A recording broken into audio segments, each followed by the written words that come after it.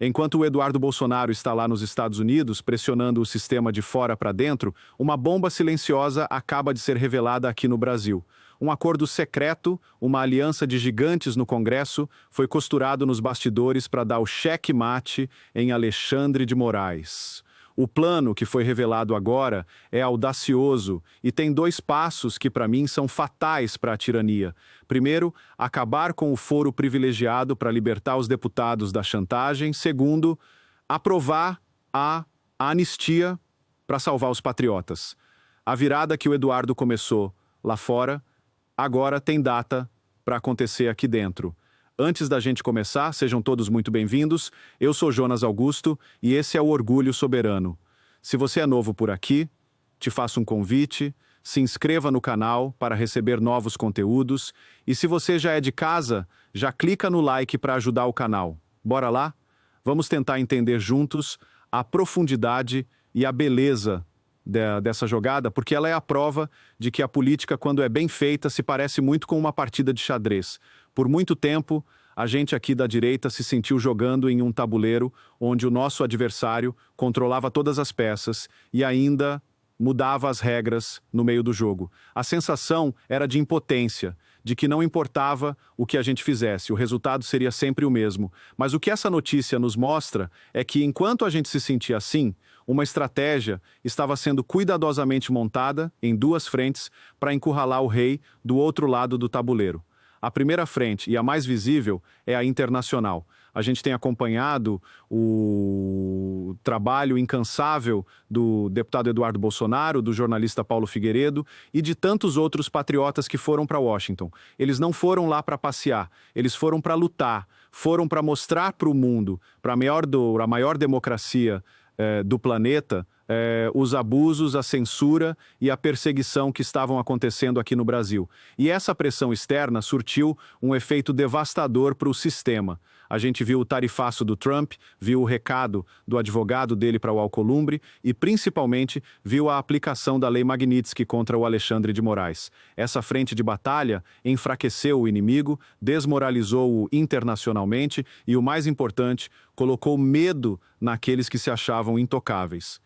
Mas o que a gente não sabia e que foi revelado agora em uma entrevista do deputado Sóstenes Cavalcante ao Paulo Figueiredo é que enquanto a artilharia pesada vinha de fora, a infantaria aqui dentro estava silenciosamente se organizando para o ataque final.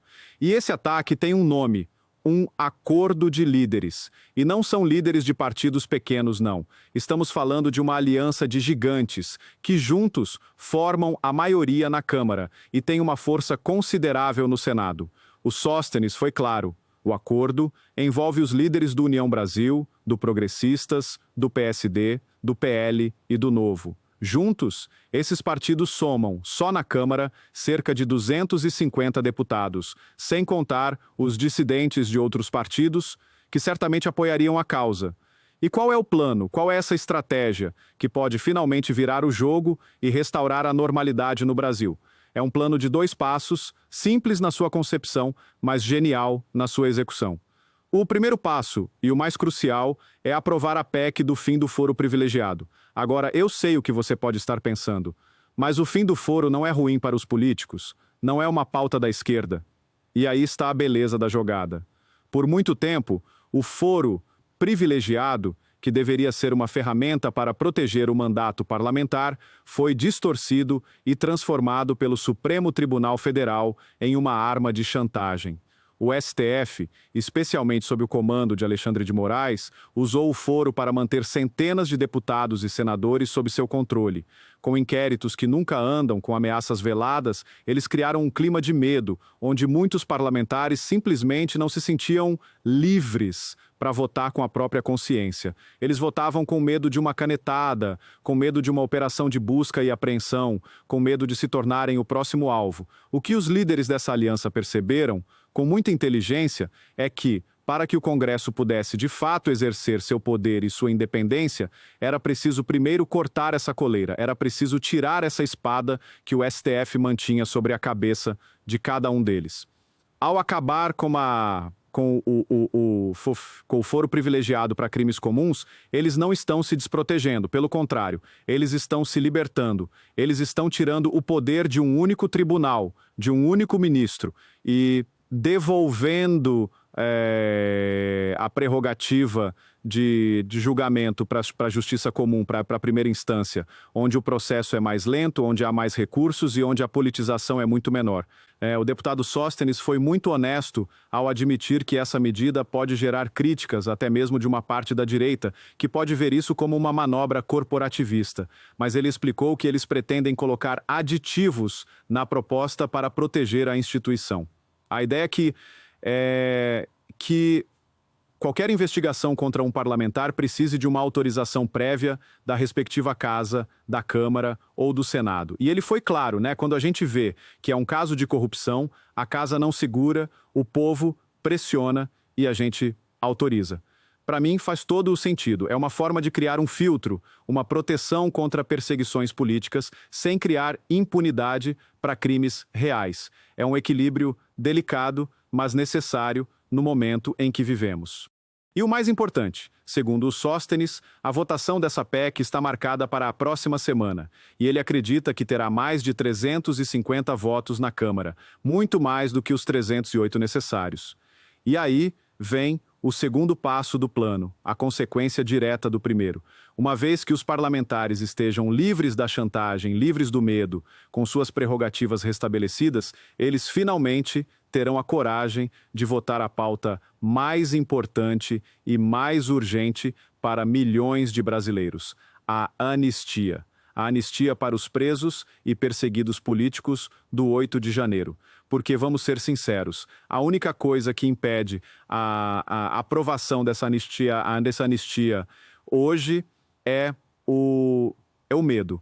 Medo de desagradar o Supremo Tribunal Federal, medo de virar alvo. Com o fim do foro, esse medo diminui drasticamente. O deputado Sóstenes também foi otimista em relação a isso, dizendo que acredita que a anistia terá mais de 300 votos na Câmara. E ele afirmou que há um compromisso dos líderes de que logo após a votação do fim do foro, a anistia seja votada em seguida. É um plano brilhante. Eles não estão indo direto para o confronto mais difícil, que seria o impeachment, pois sabem que com o foro, muitos senadores não teriam coragem de votar. Eles estão primeiro desmontando a arma do inimigo para depois resgatar os reféns. É uma estratégia de guerra clássica, aplicada com maestria na arena política. E como fica o Senado nessa história? Segundo o Sóstenes, o acordo se estende para lá também. Ele disse que houve uma conversa do grupo de oposição com o presidente Alcolumbre, com o comprometimento de que, passando na Câmara, a PEC do fim do foro também será votada no Senado.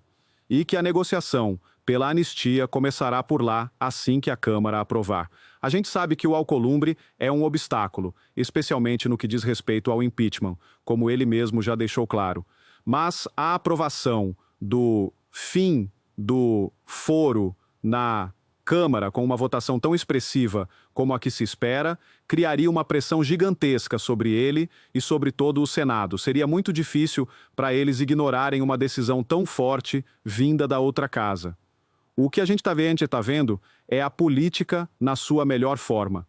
É a articulação, a negociação, a construção de uma estratégia para resolver um problema que parecia insolúvel. É a prova de que, quando há liderança e coragem, é possível, sim, enfrentar o sistema. A virada que o Eduardo Bolsonaro e outros começaram lá fora, ao expor os abusos para o mundo, criou as condições perfeitas para que a virada acontecesse aqui dentro. Uma coisa não existiria sem a outra. É a ação coordenada, a pinça perfeita que está fechando o cerco sobre o autoritarismo. A gente que por tanto tempo se sentiu desamparado, vendo o Congresso de joelhos para o STF, agora tem um motivo real para ter esperança. O plano está na mesa. A aliança foi formada. E a virada, ao que tudo indica, já tem data para começar. Essa revelação do acordo no Congresso é, para mim, a notícia mais importante e esperançosa dos últimos tempos. É um plano concreto, uma luz no fim do túnel. Mas eu quero saber a sua opinião. Você também acredita que essa estratégia de acabar com o foro para depois aprovar a anistia vai funcionar? Você confia que os nossos congressistas vão ter a coragem de levar esse plano até o fim? Deixa seu comentário aqui embaixo, vamos conversar sobre isso. Se essa notícia também encheu o seu coração de esperança, deixa o seu like e compartilha este vídeo. O Brasil inteiro precisa saber que a virada começou. E se você ainda não faz parte do Orgulho Soberano, agora é a hora. Inscreva-se no canal e ative o sininho, porque a gente vai acompanhar cada passo dessa batalha decisiva pela nossa liberdade. Um grande abraço. Grande